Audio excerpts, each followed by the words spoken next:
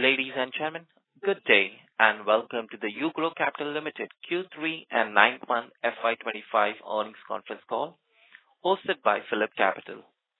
As a reminder, all participant lines will remain in the listen-only mode, and there will be an opportunity for you to ask questions after the presentation concludes. Should you need assistance during the conference call, please signal the operator by pressing star, then 0 on your touch-tone telephone. Please note that this conference is being recorded. I now hand the conference over to Mr. 9M'FY25 from Phillip Capital India Private Limited. Thank you, and over to you, sir. Thank you. Good afternoon, everyone. On behalf of Phillip Capital Private Client Group, I welcome you all to the Q3 and 9-month FY25 earnings conference call of UGRO Capital Limited. From the management, we have Mr. Sachendra Nath, the founder and managing director, Mr. Kishore Lodha, Chief Financial Officer, Mr. Anuj Pandey, Chief Risk Officer, Mr. Amit Mande, Chief Business Officer, Mr. Sharad Agarwal, Chief Operating and Technology Officer. I now hand over the conference to Mr. Nath for his opening remarks, and we will then open the floor for the question and answer session. Over to you, Mr. Nath. Thank you. Thank you, Aman and Phillip Capital, for hosting this call. Good afternoon, everyone. Thank you for joining us for UGRO Capital's Q3 FY25 earnings call. The financial sector continues to experience significant regulatory changes and market challenges, particularly for NBFC and microfinance. Despite these headwinds, UGRO Capital has demonstrated resilience and continues to deliver strong performance, reinforcing our commitment to empower India's MSME. We are proud to share that UGRO Capital's asset under management reached a record 11,067 crores, reflecting a robust 32% year-over-year growth. Our net disbursement hit an all-time high of 2,098 crores, showcasing our operational strength and strategic focus. Our emerging market channel, previously referred to as micro branch network, has been standout performance for this quarter. The renaming of this channel reflects our focus on differentiating ourselves from the microfinance business, which UGRO Capital does not engage in. Instead, the emerging market channel focuses on addressing the strategic needs of MSMEs in smaller towns and semi-urban markets, delivering a tailored solution to help these businesses thrive.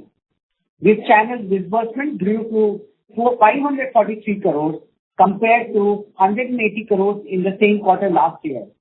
This exceptional growth has been supported by additions of 74 new branches, taking our total to 224 branches across 11 states. However, while our performance remains strong, it is important to acknowledge that the realization of our focus on ROA target has been delayed due to lower volumes, primarily driven by slower liquidity environment. Despite this, we are actively expanding at a faster pace than before, enabling us to transition to higher yielding portfolio more quickly.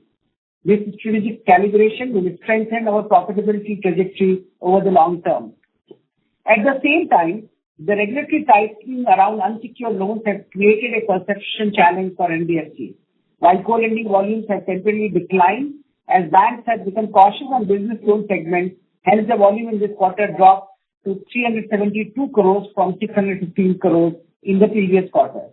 UGRO Capital's unsecured loan portfolio remains well anchored as these loans are guaranteed under CGTMSE, Credit Guarantee Fund for Trust for Micro and Small Enterprises scheme, ensuring portfolio quality and reducing risk. We expect that most of the banks would restart the business loan segment in the current or ensuing quarter, which would bring back the volume of co-lending for UGRO.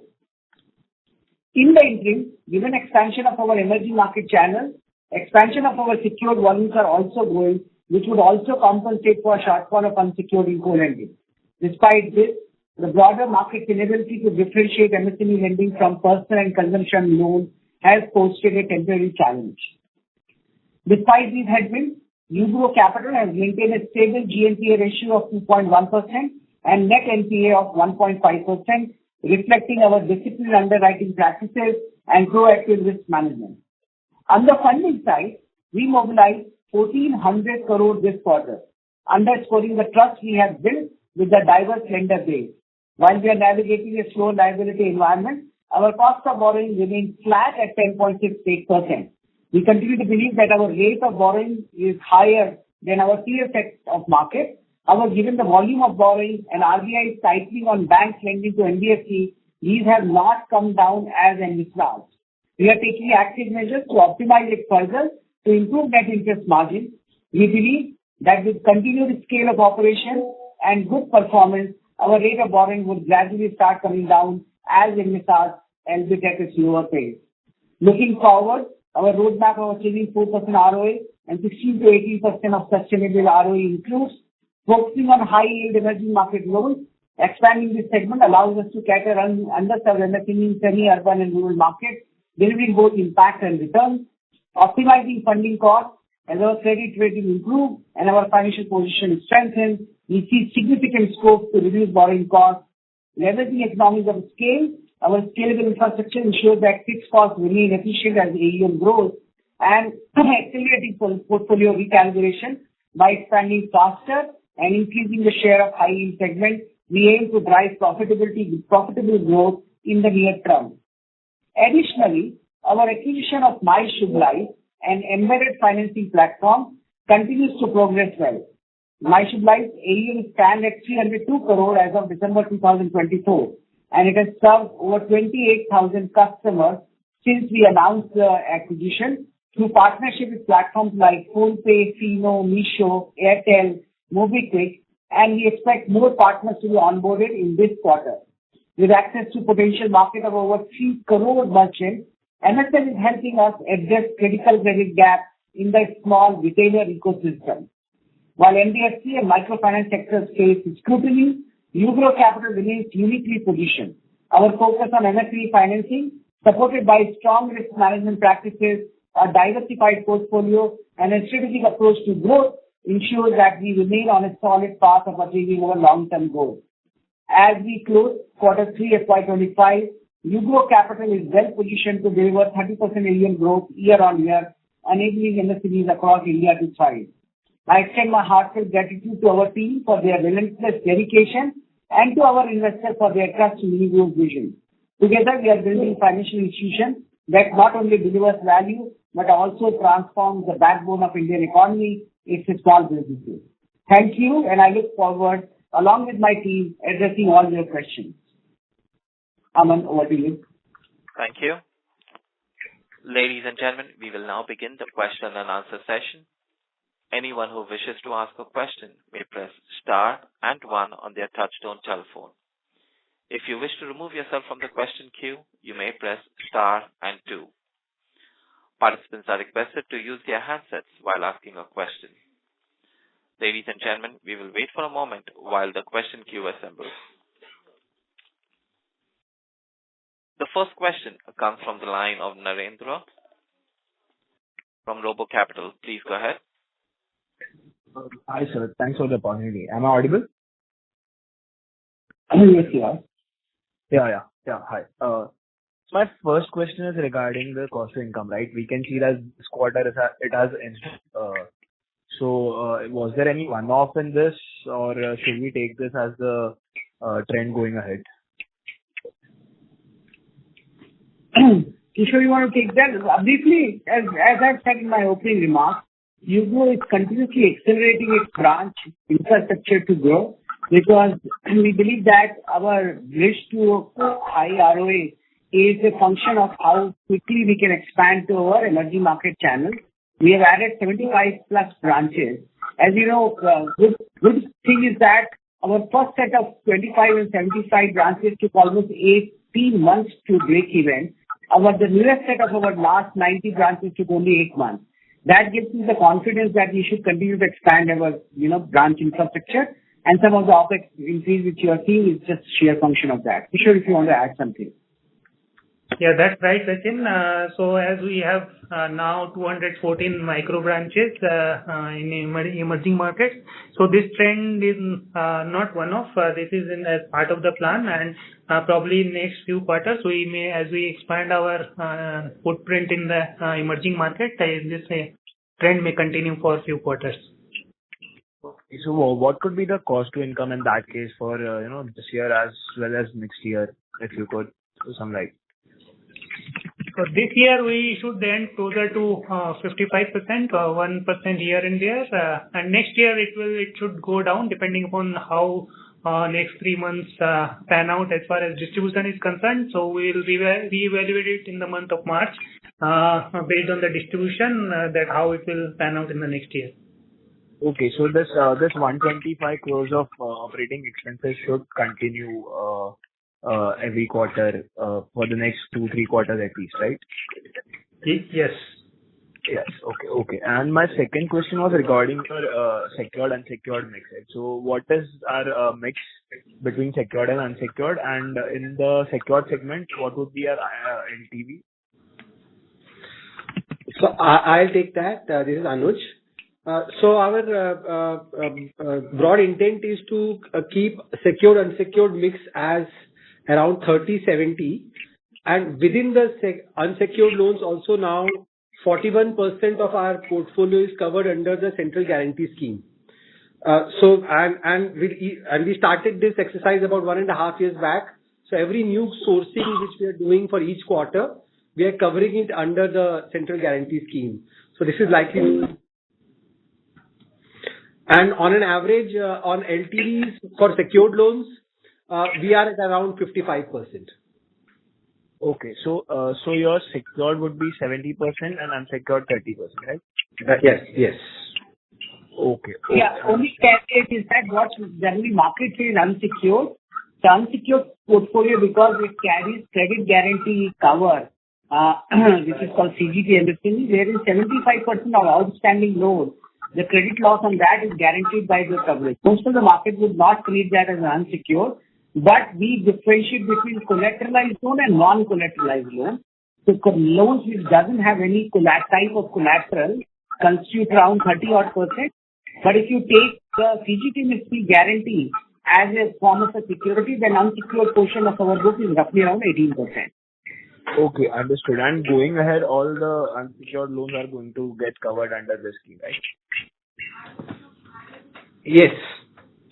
Yes, we try to take as much as coverage possible. We have calibrated between the cost of the guarantee versus expected credit cost, and between the two, depending upon what the situation of the market is, we take the coverage.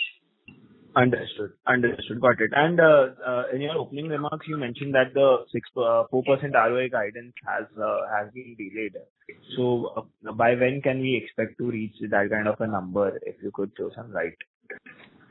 Yeah. So I think the way we are expanding, I think our capacity is now complete. Is getting built out. You will see that in our disbursement number.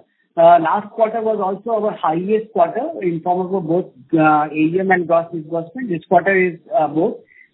We continue to believe that our capacity built out is much larger than what we are seeing in form of the liquidity. I think so with will get released now, given that the lower growth which NBFCs are showing, bank financing to NBFC would start reviving by, within a quarter or little later than that. And also we don't want to expand liability at an expensive cost. This guidance is keeping that in mind, was to give confidence to people and our shareholders and investor fraternity that UGRO continues to be on the path of its build out. It is demonstrating both its capacity of origination, its infrastructure and credit cost and credit delivery. But if the liquidity remains little tighter or it is coming at an expensive pace, we just don't want to chase assets at any cost. And that's why this guidance, I think it's very difficult to calibrate and give you a clear guidance of when it would be. I think so we are seeing around 2 to 3 quarters of delay. What area we should have been versus what we are, it is showcasing at least a 2 to 3 quarter delay. Okay, so the main pain point is the cost of funds. Is it right? And absolute liquidity which is available in the market for our size of NBFC. Okay, understood. So the sourcing of funds is a pain point, right? No, so our last quarter was highest quarter in terms of overall borrowing. That was the largest quarter, but the capacity of the disbursement which we have built, if we have to match, our cost of borrowing would shoot up, which we don't want. So we have to balance between the kind of growth which we can undertake given our infrastructure versus what we would like, because ultimate final P&L is not only a function of just simple disbursement, it is also as a cost of borrowing. So that's why it is, in the time the overall market liquidity and risk perception around NBFC in general doesn't change, I think it will remain little slower. It's nothing to do with us.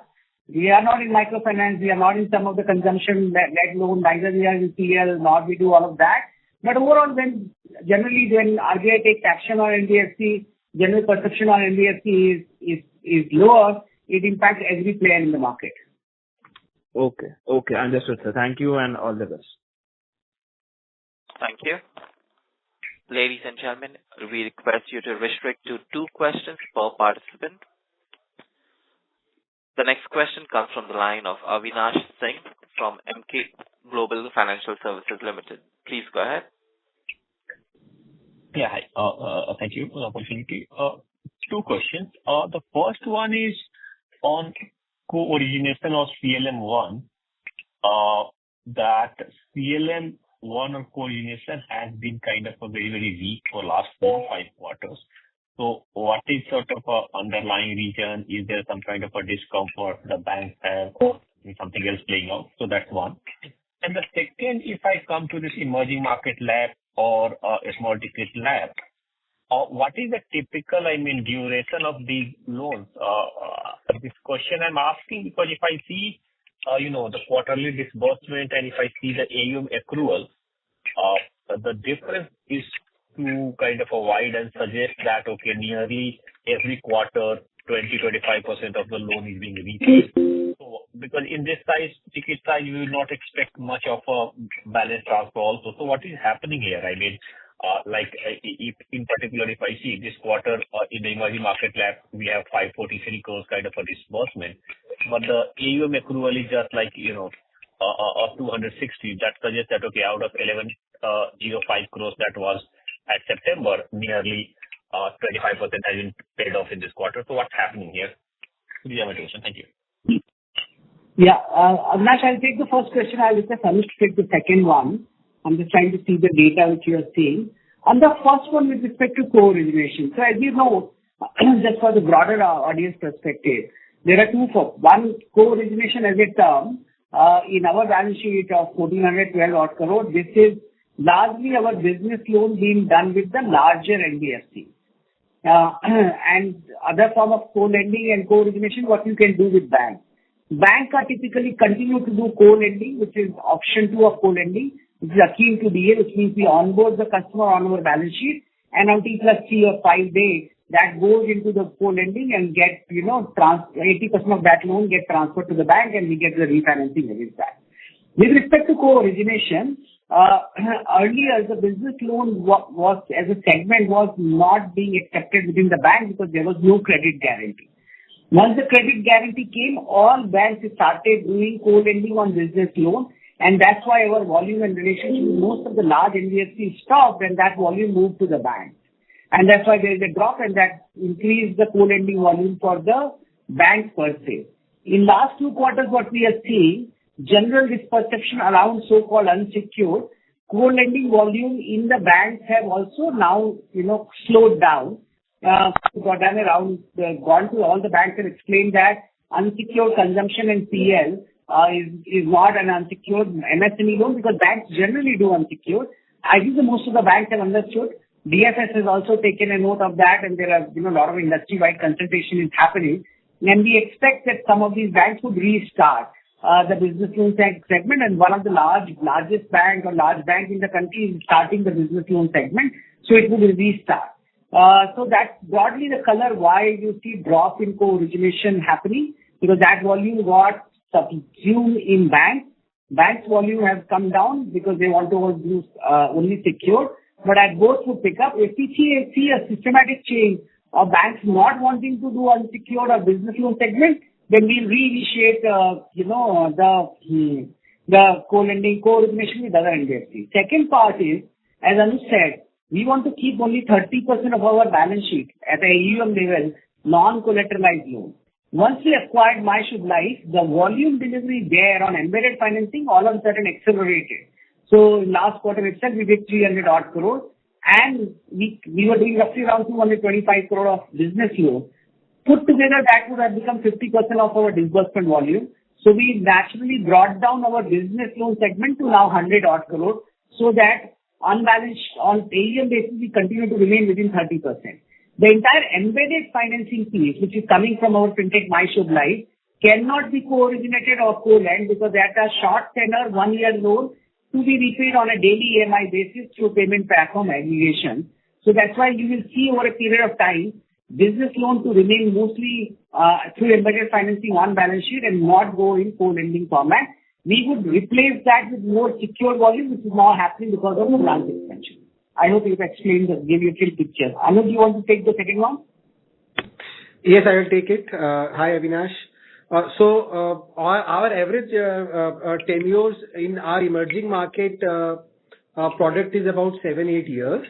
But what we have tried is also to introduce our Sanjeevani bigger ticket loans in these markets.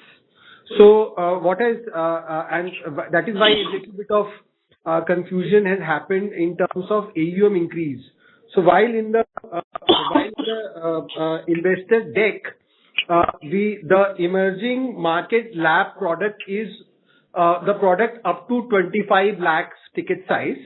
So while we have done 543 crores from the emerging market channel, some of it is larger tickets also, which is what we wanted to plan, and that is a strategy because in tier 3, tier 4, tier 5 towns, there's an opportunity to do slightly bigger tickets. There is lesser competition, and we have the underwriting wherewithal to do that. So out of that 543, whatever is relevant for emerging market less than 25 lakh, that is being reflected in the emerging market AUM. Rest is in Sanjeevani product AUM. So there is no gap, and in the sense that whatever we disburse has not translated into AUM. It's just that it is shown into two different products.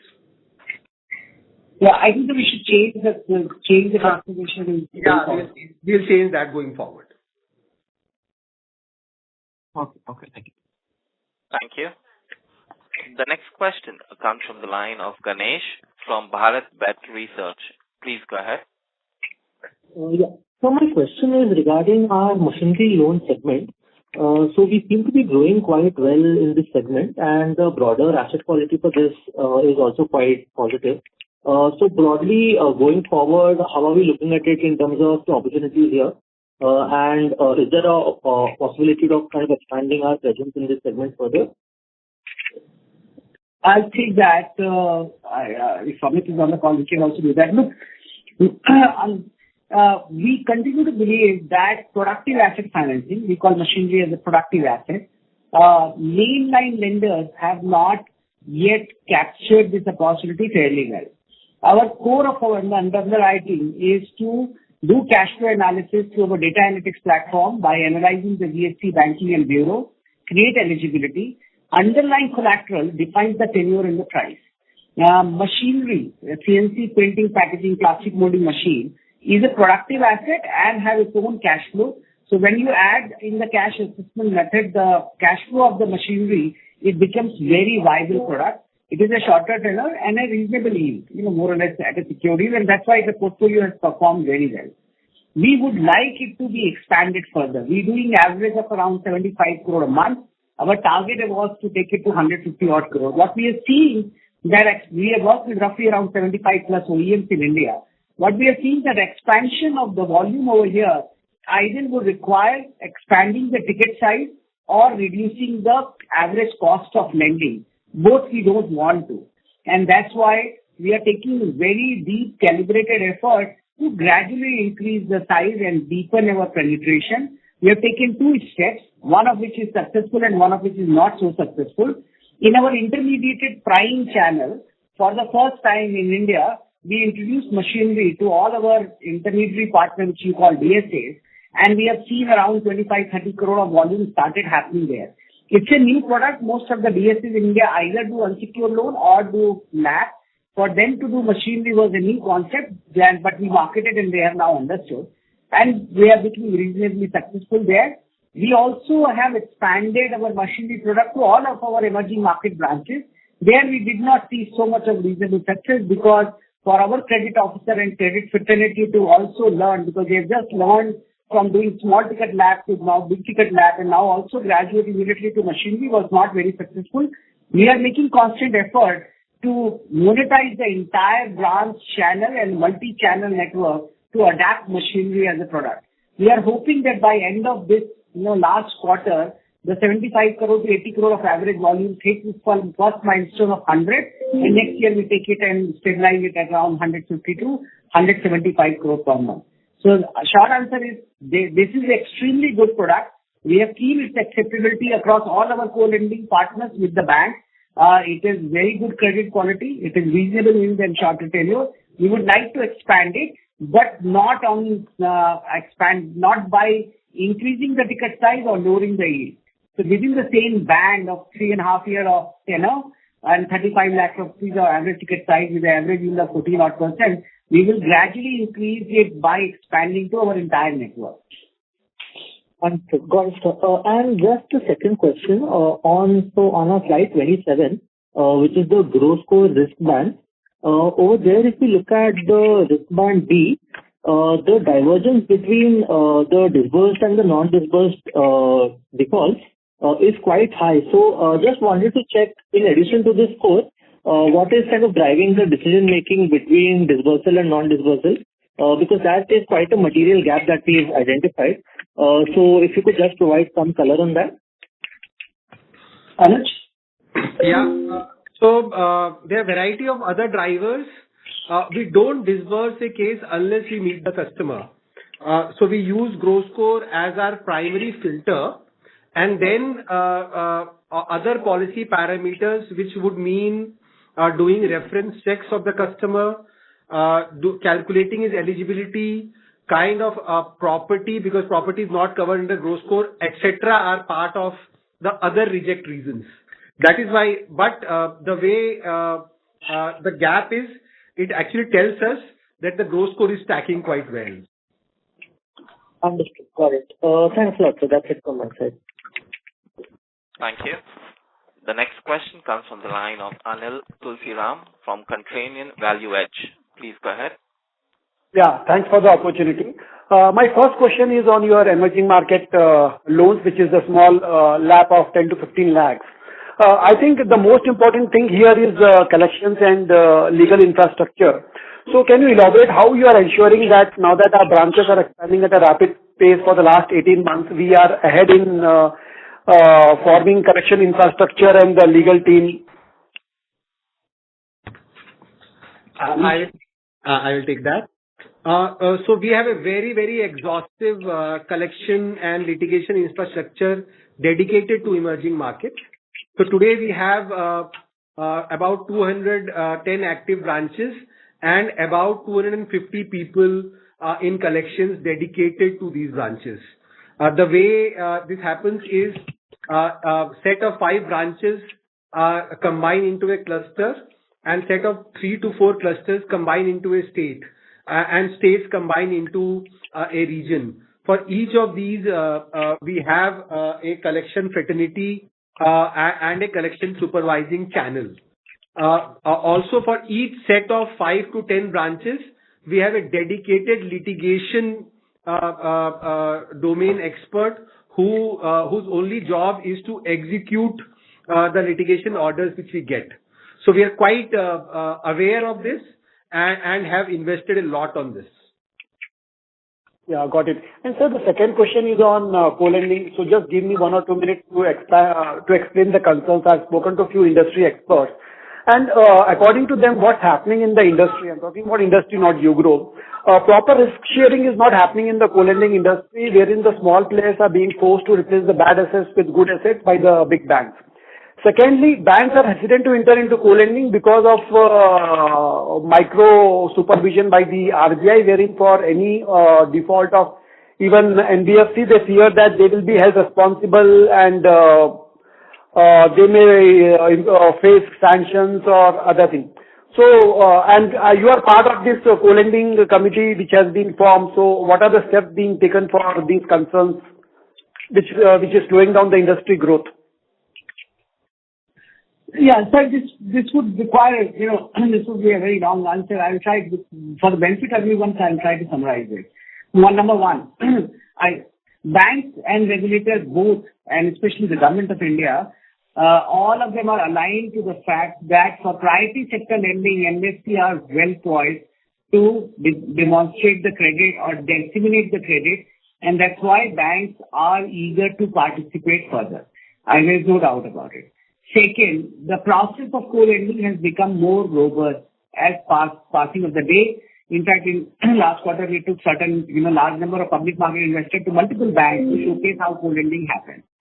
Third, within different banks, they also understand that the co-lending is more return accretive than their own direct channel, because at an average banking advance yield is around 9.5%, return on asset is 1.5%. Even adjusted for credit cost, co-lending actually delivers them superior return on asset. Last but not least, temporarily, when RBI said that unsecured business should be brought down, a lot of banks became nervous and, gone slow on the unsecured piece of the co-lending, but they are coming back. They are understanding that unsecured business, which is 75% is credit guaranteed, is not as unsecured. They, in their business, are lending to MSME without any collateral, en masse. Last but not least, in terms of clause, there are three types of NBFC which play the market. One, large AAA NBFCs and AA NBFC. Most of them are on balance sheet leverage players because they continue to get liquidity at a cheaper cost, and co-lending being very hard to execute, they don't get interested. Some of them I won't name on the conference call, but some of them started and then stopped because they found it very cumbersome. Second is the peer set, which is A-rated NBFC universe. 5, 7, 6, 7 of us, which are in the A-rating universe, continue to do fairly well when it comes to the co-lending, and that's why we have a very disproportionate market share on co-lending, MSME co-lending side. Last but not least, there are large number of players which are in the range of, say, BBB minus to BBB plus. Banks continue to find it very discomforting to do co-lending with very small NBFC which doesn't have power of the capital, they don't have their own balance sheet. Rightfully or wrongfully, ideally the bottom of the pyramid credit which is done by these NBFC should be adopted by the bank, but it would happen only over a period of time. In summary, I think the co-lending, and that is, I'm not at liberty to tell you what has been recommendation of the committee which was set up by DFS, but in summary, all of the recommendation and the consensus was co-lending is here to stay. It needs to be strengthened. The operational hassle needs to be removed. More technology integration should be done, and there should be more support and more widespread adoption of co-lending should happen within the banks. Thank you, sir. Thanks a lot. I'll join back the queue. Thank you. Thank you. The next question comes from the line of Amit from UGRO Capital. Please go ahead. Thanks for the opportunity. My first question is on the emerging markets branch channel. Just wanted to know, how is the typical branch? What is the size of the branch? How many employees are in the branch? And, what type of AUM do we need to break even? What type of products are being done from the branch? Just some, high-level overview of the, branch network. Amit, are you on the call? You can pick it up. Yes, this is Amit here. Can you guys hear me?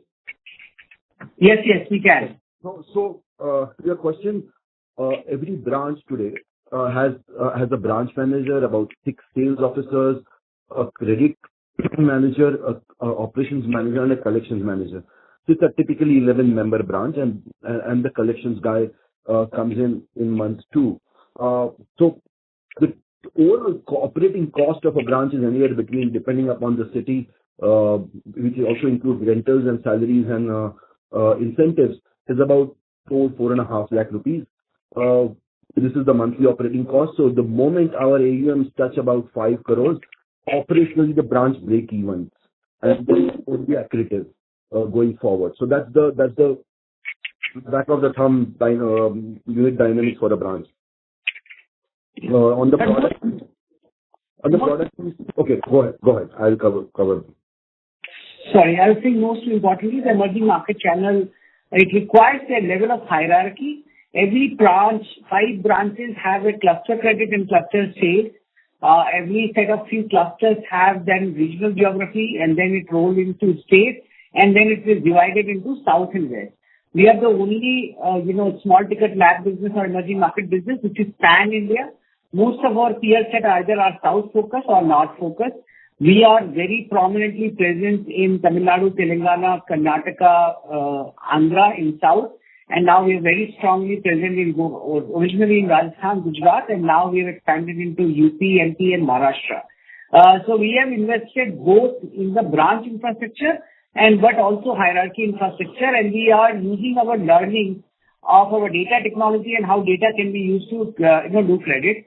These branches, as of today, do small ticket lab, which is up to 25 lakh, and select branches. Roughly around 50% of our branches now we have trained them to do also larger ticket lab, up to 1 crore. Average ticket size is coming around 40-50 lakh.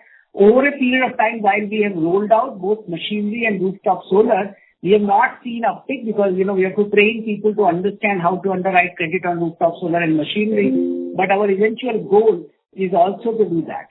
Last but not least, our channel infrastructure growth also helps us indirectly in 2 of our additional businesses. So, for example, in our embedded financing business, wherein India's largest payment platform are now integrated with us through our fintech platform, MyShubh, we have capacity to do merchant financing in almost 3,000 plus PIN code because of our 300 plus physical location.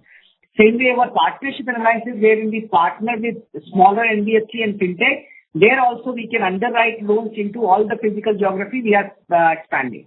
So there is a direct benefit to UGRO of expanding our branch network, but there is also an indirect benefit that some of our channel we can underwrite businesses where others can't go because we don't have that much of physical presence. Right, that's it. So we are not doing any unsecured from the branches. Is my understanding correct? We are not, but we believe that out of our total location, we have around 50 to 67 or 75 locations wherein there is a potential to do high quality business loans. So as you know, we have been doing business loan which is under credit guarantee. We have done volumes of around average of 200 odd crore, which we have brought it down to 100 crore. We are seeing the trend that between the 2 markets, prime market of 40-50 cities in India and emerging market, the credit quality in emerging market is far superior. So we are doing a little bit of experiment of also doing business loan in some select branches where we see maturity of our credit clusters, credit fraternity and sales fraternity. But this would not be a mainstay of our business. Our mainstay of our emerging market business would continue to be secured lab business. Right. And just a follow-up on that. So the business loans that we're doing, so those are from DSA in that case, right? Those are the DSA channels. Mostly, yes. Business loans? Right. Yes. So those would be what type, those would be working capital type of loans, or what would be the end use of those loans? You're right. Hardly working capital or other business needs. These are short tenor loans between 24 to 36 months and up to 50 lakh rupees. So you're right. They're largely for working capital or inventory stocking up, etc. Right. We move to the next question, but I would only urge you, sir, and also the broader market, you have to differentiate between unsecured loan for a consumption, buying fridge, TV, scooter, a personal loan to invest, for example, in a cryptocurrency, versus a business loan for a small business, which is done on the basis of a cash flow and guaranteed by CGT MSME. The entire focus of MSME financing in India, the government focus, the regulator focus, is to move MSMEs to cash flow-based underwriting. And most of these business loans, which is done for short tenors, are done through the lens of GST, banking, cash flow in the banking, and completely automated. And we have seen very steady credit costs of around 2.5% across our portfolio. But also, given that they have no collateral, we keep it under control in terms of the total volume of our balance sheet. Yeah, that's what I was trying to get to. Thanks for this. It was very useful. Thanks. Thank you. The next question comes from the line of Kamal, an individual investor. Please go ahead. Hi. Thank you for taking my question. I'd like to share a bit more about your long-term moat. I'm assuming that this is mainly data-driven lending. How central is technology to your data-driven lending? In other words, what would be the tangible impact to your AUM growth or to your NPAs if you completely removed technology-driven lending? So the cost-to-income ratio would go up significantly, and our credit cost would go up significantly. Our core belief that like it has happened in consumer financing space, if you look at pre-2008 of consumer financing and post-2008 of consumer financing in India expanded on the power of consumption-driven data demand, employed population growing, and your ability to do cash flow underwriting basis bureau score has what exploded the consumer financing market. We continue to believe the advent of the GST, digitization of banking, maturity of bureau would continue to explode credit. It is not for the purpose of origination of the loan, but it is making our credit and sales fraternity more productive and our credit costs more predictable. We cannot create scale and size without continuously investing in our data analytics and our IT and technology infrastructure. Thank you. And just a quick follow-up. Is that the only long-term moat that UGRO has, or do you also seem to have different moats which would differentiate you from other NBFCs of the kind? Yeah, so I think that within MSME space, number one, we continue to believe that MSME market, it gives a significant opportunity to create a very scaled business in India. Now, India's credit market gap on MSME financing is humongous. There has to be multiple players which has to step up, and there is a possibility to build very scalable business. That scalable business, our mode continues to be to underwrite customer and understand the cash flow through the lens of data.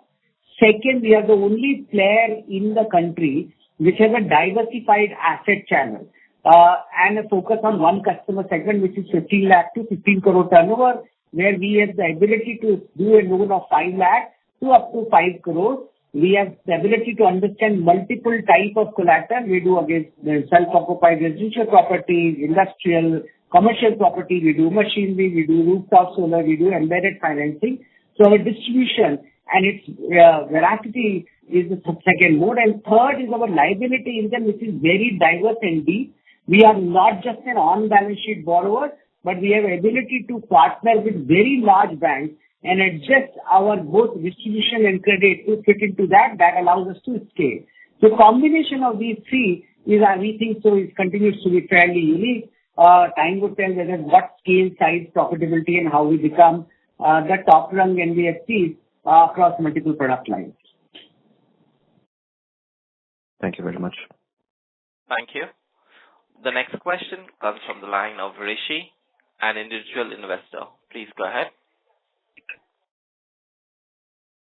Yeah, hi. Am I audible? Yes, Rishi, please go ahead. Yes, you are. So I just have a couple of questions. One on the CGTMSE scheme. So I'm not completely aware of what it covers and what it doesn't cover. So earlier in the call, you mentioned that it covers 75% guarantee. So I just wanted to understand what does the GNPA that you currently have allocated to that means. Does that take into account the 75%, or do you consider it as completely unsecured and you have provisioned 3.8%, which is about 120 crore? I think that's about half of all the provisions that you currently have on the GNPA. So if you could just explain around that, it would be helpful. Yeah. Anuj, you want to take that? Yeah, I'll take it. So we have... So there are actually a couple of schemes from the central government where SIDBI is the facilitator, which are targeted to encourage sourcing for micro and small customers. The most popular and the largest one is called CGTMSE, where we are also part of that. What it does is it studies the portfolio of the company, and it arrives at a premium amount, and you pay that as an yearly premium for the portfolio which you cover, which is approximately 1% of the total portfolio size. And for the duration of the loan, you keep paying this premium, and whenever an NPA happens, you can raise a claim. Typically, the claim which you can do in a particular year is 2 times of the premium paid. So we have been a member of this and have been covering our unsecured loans for last 1.5 years every quarter through this scheme. What you see as NPA, as a good accounting practice, we keep showing the account as an NPA till the time we receive the claim from CGT-MSE. What CGT-MSE policy does is it guarantees 75% of the principal outstanding. So, for example, if 100 rupees of loan is covered and it is covered under the guarantee scheme, then at the end of after it becomes NPA and the documentation and there's normal operational paperwork is completed, then 75 rupees of that government reimburses as part of the plan. So till the time we get that, we continue to show that as an NPA. Understood. So a part of it is expected to roll back into as. By next year. Understood. And one other thing that I wanted to ask, this is more from a global perspective of how you see the business evolving. So I understand that the intention is to grow AUM at about 30%. In general, if the return on equity is our target return on equity, I think it's about 18%. So any lending that you do above the 18% is going to come from additional equity raised, unless you want to change the leverage, which I believe that at the 2-year mark, which we've been talking about, where our current committed equity is about 2,800 plus minus net profit is probably going to be about 3,000 crores. And on book AUM would be about roughly, with the leverage, probably about 12,000, and off book at the current ratio should be about 9,000. So beyond the 21,000 AUM mark, if the company is still interested in sort of like building an AUM at 30% run rate, if the market's feedback on the share price is not commensurate with the ROE and the ROA, will the company consider only growing at the return on equity rate? I hope the question is clear, because my question is basically... So your question is very clear. Shareholders. Yeah. No. Sir, your question is very clear. All lending institutions, except few, deep south, of the 3 south players except one, most of the lending and banks, one of the reasons why RBI guide banks to not grow beyond 15%, because RBI wants banks to grow lower than their ROE performance so that they are not stuck in the incremental capital requirement and they grow out of their retained earnings. Most of the NBFCs, including the biggest one in India, grow at a rate higher than ROE performance. The only caveat being their equity market gives them a pricing power which allows them to dilute further and which is accretive to the shareholder. If we continue to perform the way we are performing, which means on all metrics we deliver, but it does not get reflected into the share price, then which is something which is beyond our control, we would have no choice but to grow at a lower pace, because we cannot grow at 30% because we would need more capital. And more capital cannot come when your share price performance is not there and your existing shareholder would not allow you to dilute further. So I hope the answer is right. We are hopeful that would not remain the case, because there is no logical answer why a company, we continue to believe that this is just an adverse market cycle wherein all of the investors are coloring all NBFC in one brush, and that's why not rewarding NBFC which are different than microfinance and some other players in the market. But as the things get normalized, the pricing should get normalized and allow us to raise more capital at a much better pricing than what it is today. No, absolutely, Mr. Nag. I think I understand that point, because I just wanted to understand that whether the management was on the same page, because other companies that I've invested in, the management worries more about the business. Here, I understand that you hold a substantial part of your net worth in the company, so I'm expecting that it'll be shareholder friendly as well. The first question is just on portfolio makeup. So the diversification based on the different secured and the different products that we have has obviously given us a much better profile in terms of risk when we see the microfinance institutions showing better ROE but huge provisions these past few quarters. So, but on a global front, it looks like the company is more like an index of individually concentrated NBFCs. Would that be right to say? Yeah. So I think the way we should look at your analysis is quite correct. I think within MSME space, there are 4 different types of diverse offering with different NBFCs provide for, and we are aggregation of all 4 for reasons which explained by me earlier. So there is a prime business channel which actually big players which are AAA NBFC undertake. There is an emerging market business with 3 or 4 listed NBFC undertake. We are little upper ticket side. There is a machinery and productive asset business. There are 2-3 players in that. And there is a high fintech orientation on our embedded financing platform.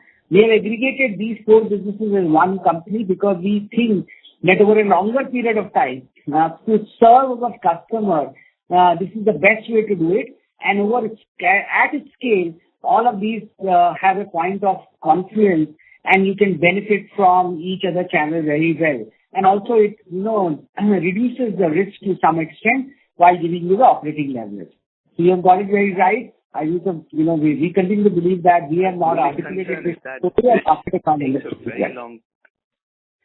Yeah, my only concern is that it takes a very long time to understand this, and I hope the market understands and appreciates the company. I mean, it's very similar to HDFC Bank as opposed to commercial banks or only retail banks. I mean, so it's a great model, but I hope, in the long run, the market appreciates that. Thank you very much.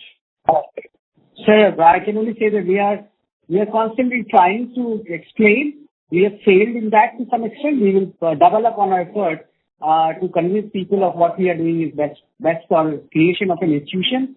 And hope that I think once the aggression in market goes away and people look at it on a normalized curve, they should bounce back very quickly. Thank you. The next question comes from the line of Hari Prasad from Claypond Capital. Please go ahead.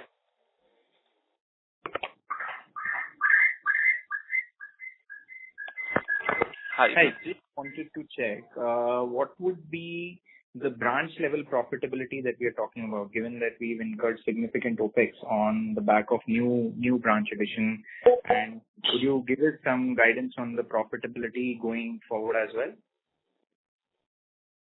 Yeah, we will do it very quickly actually. So obviously those OPEX are all in the numbers which you have seen. For our emerging market branch at a gross disbursement of a monthly volume of 1 crore and an AUM of 5 crore, not only breaks even but becomes fairly positively ROA accretive. Out of our total block, we have 90 branches, which are new branches and come in last few quarters, are yet to reach that mark. Rest of our branches are in the positive territory while we are adding 100 more branches. So over a period of we will stabilize at 400 odd locations. So I think in 3 quarters from now, all of our locations would be positive accretive, and then we will take a halt and we'll make sure that the end result of all 400 locations comes into the positive territory. Now we can take that and give you, some more color on this on a separate call if required. Can you help us sort of understand a little more, or can you share some commentary on the other expenses as well, which have gone from 38 crores in Q3 24 to approximately 59 crores in Q3 25? Sorry, I didn't get the question. Anuj, if you got the question, if you can take that. No, I also missed that. Can you please repeat? I think just wanted to understand other expenses as well in the P&L, which have gone from 38 crores same quarter last year to 59 crores this year. Is it all related to branch, or are there other expenses as well which have led to? So I will take it. This is Kishore Lodha. So there are 3 components to it. One is purely a function of higher disbursement. So there are certain costs which come along with the disbursement. With the increase in disbursement, the costs come. So that is one part of it. Second part of this expense would be the GST expenses, because as an NBFC, as the business grows, we are supposed to get only 9% of the input credit, 50% of the input credit, and 50% is charged off to the P&L. So second part, some portion of it belongs to that as well. Third component is that, as we are talking about a lot in CGTMSE, it costs us 1% of the portfolio secured, and we write it off over a period of 12 months because the coverage is for 12 months. So the third component, which is related to CGTMSE cost, and fourth one is inflation, where when normally all costs are getting inflated to the extent of normal market 6-7% inflation, and fifth one is the branch expansion. So all put together, it is 38 crore has become 58 crore. It is not a function of one of these. Got it. Okay. Thank you. Thank you. The next question comes from the line of Meghna from InCred Equities. Please go ahead. Hi, thank you. I have a couple of questions. One is on the yield. Apologies, Meghna, to interrupt you there. Sorry, we can't hear you. Can you be more closer to the mic, please? Yeah. Is this better? Hello? Yes. Yeah? Yes. I just had a question on the yield. The net yield and the gross yield. The difference between the two and the movement in the quarter. Sorry, what is the question? Kishore, did you get that? Yeah. So Meghna, if you look at the yield, it remains flattish to 16.7%, and this quarter there is some uptick on the gross yield, which is 18.2%. It is largely because some, as Sachin and Anuj has explained earlier, that we have partnered on some embedded finance side this time, where the gross yields are higher, but our margins would be to the extent we have agreed with the partner. So that the divergence is on account of that. While we have been talking about that our emerging market portfolio is expanding, which is higher yielding, however, there has been some competitive pressures on the other channels, especially on the larger ticket LAP and machinery financing, where some pressure has been on the pricing. That is why, despite my emerging market going, this overall yield remain flattish for 1 or 2 quarters. However, as the mix would go up significantly from the emerging market, this trend will change and the yield is likely to go up. Okay, great. That's very helpful. Just one more question is on the yield. The net yield would be net of what is the difference? Net of the partner sales. So wherever we have partners who are originating for us, some portion of the yield they would take away. So some NBFCs, smaller NBFCs are originating for us. Similarly, in embedded partner finance, there are partners like PhonePe, BharatPe, and others, Meesho, etc., would be originating for us, and they would be taking a share of the yield as part of the arrangement. Hence, so whatever is going to the partner is the difference between the gross yield and the net yield. Got it. That's very helpful. And I have 2 more questions. One is on a broader segment. Are you seeing any asset quality stress coming up in any segment, or is it stable? And the second question I had is on the other OPEX, as you mentioned. Do you see the current run rate to be carried forward for the next few quarters at 48 crores, or should it move? On the asset side, from early portfolio indicators, there's nothing specific which we have seen. But from our acquisition engine, we do see a little more on decline by machine, primarily owing to customers, bureaus getting stressed, getting a little bit of over leverage, and the turnovers dipping. But those have not yet reflected on the portfolio, and I don't think they will get reflected. But from our acquisition perspective, approval rates will go down a little. Okay. Okay, that's very helpful. Thank you. Ladies and gentlemen, that was the last question. I now hand the conference over to Mr. Aman Vishwakarma for his closing comments. Thank you. On behalf of Phillip Capital Private Client Group, we thank all the participants for your valuable time, and especially the entire team of UGRO Capital for letting us host this call. And for the closing comments, I'd now hand the call over to the management. Over to you, sir. Thank you. Sachin, you are there? Yeah, sorry, I was on mute. I was saying thank you so much for everyone attending this call. Our team of Head of Investor Relations, led by Ritu, and her team would be very happy to answer any further questions. Thanks, Phillip Capital, for hosting this call. Have a very good day. Thank you. Thank you. Thank you. On behalf of Phillip Capital India Private Limited, that concludes this conference. Thank you for joining us, and you may now disconnect your lines.